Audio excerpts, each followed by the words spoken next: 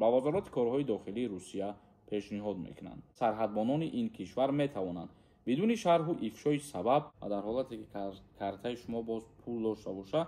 Салом тамошобинони барномаҳои Сорубон Сафаров. Информатсияи муҳим ба маълумоти шумо мерасонем.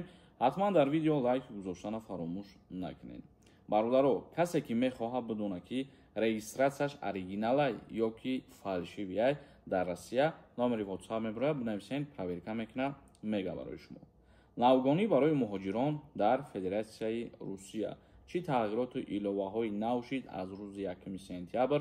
Бо диққат гӯш кунед ва ба чандин саволотонам бигем ки ҷавоб мегиред. Навгонӣ барои муҳоҷирон дар Федератсияи Русия. шарҳи пурраи тағйиру иловаҳо дар қонунгузории оиди муҳоҷирон дар соли 2025 аз 1 сентябр барои муҳоҷирон чӣ тағйирот ёфт? шурӯъ карда аз 1 дар шаҳр ва вилояти Москав макони ҷойгиршавӣ, яъне ки будубоши муҳоҷиронро пайгирӣ мекунанд. акнун нафаре ки ба Русия барои кор меояд бояд ки боригирӣ кунад. ҳар як нафаре ки дар Федератсияи Русия дар кадом минтақае ки зиндагонӣ мекунад пайгирии муҳоҷирон сар мешавад. яъне ки проверка бигем таҳти назорат гирифтан хато намекунем. агар маълумот дар 3 рӯз ворид нашавад, муҳоҷирон метавонанд аз қайд бароварда ба рӯйхати шахсони таҳти назорат дохил карда шаванд. баъдан худро бояд дар ин замина қайд гирад ва он ба таври худкор маълумот дар бораи макони будубоши шахсро ба вазороти корҳои дохилии Русия пешниҳод мекунанд. анами як сайте ки ҳастай Рустор дар амиҷа, агар ки шумо хутона ба қайд нагирен дар муддати 3 рӯз, баъдан дар рӯйхате дохил мешавед ки бигем чорни списка буред. ин замина барои онҳое лозим аст ки барои кор, таҳсил, сайёҳӣ омаданд ва аз 90 рӯз зиёд дар Русия меистанд. ба ноболиғон насби замина лозим намешавад. касе ки кору фаъолият мекунад, таҳсил мекунад, баъдан бояд ки ҳами приложенида хича регистратсия кунад. яъне ҳар касе ки 90 рӯз зиёд меиста ба ҳамё тааллуқ доранд. ҷорӣ кардани боҷҳои нав барои муҳоҷирон. хеле ки мо гуфтем, мақсад то 500 рубл боҷ ситонидан барои муҳоҷирон зиёд шудагӣ ва сабаби нави рад шудани вуруд ба Федератсияи Русия. аз 1 сентябр сарҳадбонони ин кишвар метавонанд бидуни шарҳу ифшои сабаб вуруди шаҳрвандони хориҷиро манъ кунанд. дар тавзеҳоти он бо мақсади таъмини амнияти Федератсияи Русия таҳти рақами 114 гуфта шудааст. ин қоида метавонад ҳатто ба шахсоне дахл кунад ки пештар бидуни мушкил тариқи раводид ё реҷаи бераводид ба Русия рафту омад мекарданд. комментарияҳои шуморо мехонем, ба саволҳотон ҷавоб мегардонем. хоҳем ки границаи Қазоқистон сафар кунед, номерошон мебарояд, занг бизанед, одамои бо таҷриба шуморо граница мебаранд. як нафар нависондай: салому алайкум, сози хуби ака, ай Россия омадан ма дини моҳ шидак. аз алатая корона омадан қариб 30 000 қарздор будам.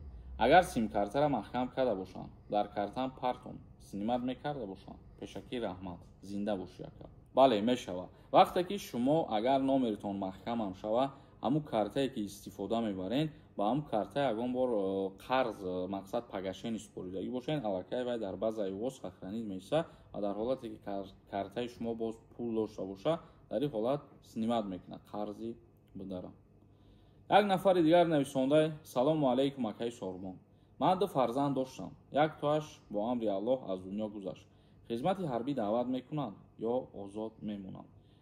дар ҳолате ки агар ба қайд гузошта бошед, мисол хатти вафоти фарзандтона, дар ин ҳолат аллакай шумо соҳиби як фарзанд ба ҳисоб меред.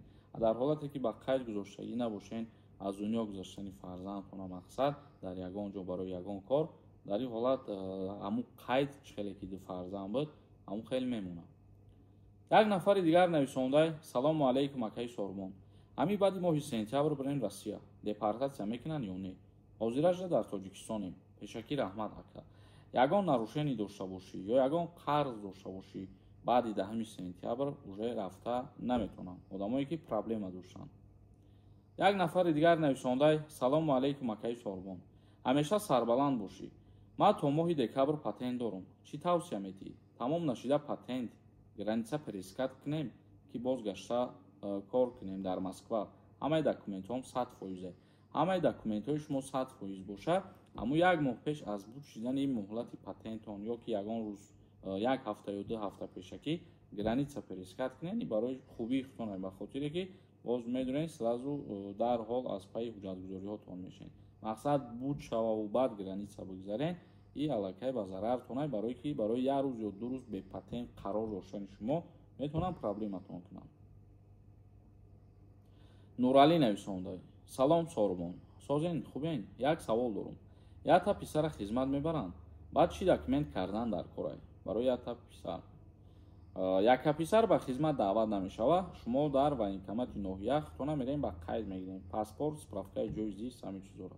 ҳасанҷон нависонда: дар масъалаи приложения, яъне ки дар бораи регистратсияе ки бо тариқи ҳамун приложения бояд ҳозир бикунанд, ба хотире ки ҳамин посредникҳоро аз байн гирифтаесанд ва ҳар кас худсарона бояд ки худаш регистратсия кунад.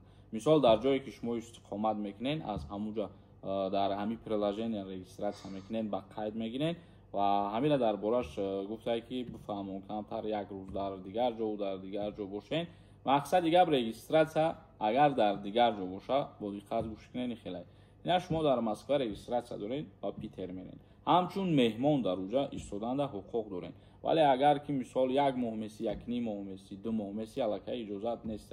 ҳар куҷое ки шумо қарор доред ба ҳамун адреси худтон бояд ки регистратсиятон дастрас шуда бошад. як нафари дигар нависонда: салом акаи Сорбон, дар бораи нишондиҳанда мефаҳмондӣ ҳозир чанд сомон шудагӣ? камтарак маълумот медонед? нархи нишондиҳанда ҳозир дар соли 2025 дар ҷумҳурии Тоҷикистон як нишондиҳанда баробар шудагӣ ба 75 сомон. як нафари дигар нависонда: салом ака, нархи патент қимат шуда дар ҳамаи шаҳроша ё ки не? нархи патент ҳозир қимат шудагӣ нест. нархи боҷҳое ки аз андозаи шумо ситонида мешавад, ана ҳамин чизо нархош иваз шудагӣ. яъне пули патенте ки шумо месупорен ҳар шаҳр, ҳар вилояти ҳамунҷа мисол қарор дорен, воли али шудагӣ нест. нархи патент хеле ки медонен ҳамасола баъди соли нав боло меравад. дар ин масъала ҳозир информатсия нест ки мисол патент чанд мешавад ё ки чӣ хеле мешавад. бародари азиз ва гиромӣ қадр, навори имрӯзамона ҷамъбаст мекунем. зинда ва сарбаланд бошед. худованд ҳамаи мо шуморо нигаҳбон бошад.